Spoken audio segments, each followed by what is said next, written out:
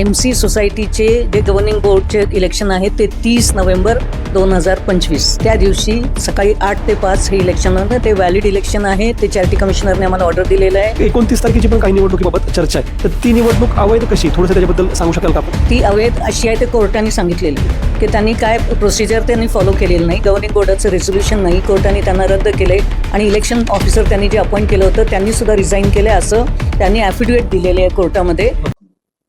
नमस्कार, आज आपण पुणे शहरातील कॅम्प या भागात आलेलो आहोत.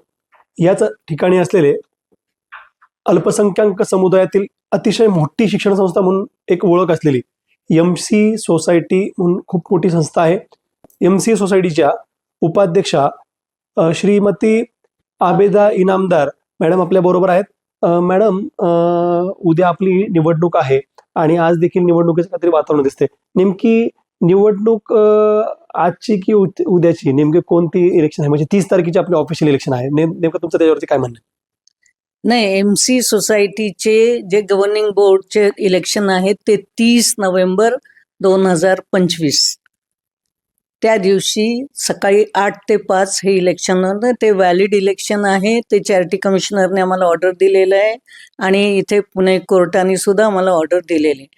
आमचे इलेक्शन ऑफिसर आहेत ते शेरकर आहेत, त्यांनी ते शेड्यूल केलेलं आहे. त्याप्रमाणे सगळे स्टेजेस पूर्ण करून उद्या म्हणजे रविवारी सकाळी 8 ते 5 हे इलेक्शन होणार आहे. आणि त्या इलेक्शनमध्ये जे आमचे वोटर्स आहेत ते सगळे इथे येणार आहेत आणि इथेच इलेक्शन म्हणजे आझम कॅम्पसमध्ये इलेक्शन होणार आहे आणि ते होणार. तर मॅडम, एक प्रश्न आमचा असा होता की 29 तारखेची पण काही निवडणुकीबाबत चर्चा आहे, तर ती निवडणूक अवैध कशी, थोडंसं त्याच्याबद्दल सांगू शकाल का आपण? ती अवैध अशी आहे ते कोर्टाने सांगितलेलं आहे की त्यांनी काय प्रोसिजर त्यांनी फॉलो केलेलं नाही. गव्हर्निंग बोर्डाचं रेझोल्युशन नाही, कोर्टाने त्यांना रद्द केले आणि इलेक्शन ऑफिसर त्यांनी जे अपॉइंट केलं होतं त्यांनी सुद्धा रिझाईन केले असं त्यांनी ॲफिडेविट दिलेले आहे कोर्टामध्ये.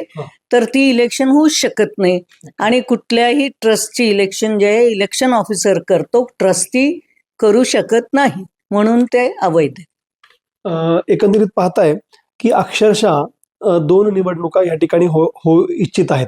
मात्र आजची जी इलेक्शन आहे ती आज 29 तारीख आहे, 29 नोव्हेंबर, आणि ह्या जी निवडणूक होत आहे त्या निवडणुकीचा रिटर्निंग ऑफिसर ज्याला आपण म्हणतो त्याचा अक्षरशः राजीनामा दिलाय. त्या अशा गोष्टी स्वतः MC सोसायटीच्या उपाध्यक्ष यांनी सांगितलेल्या आहे.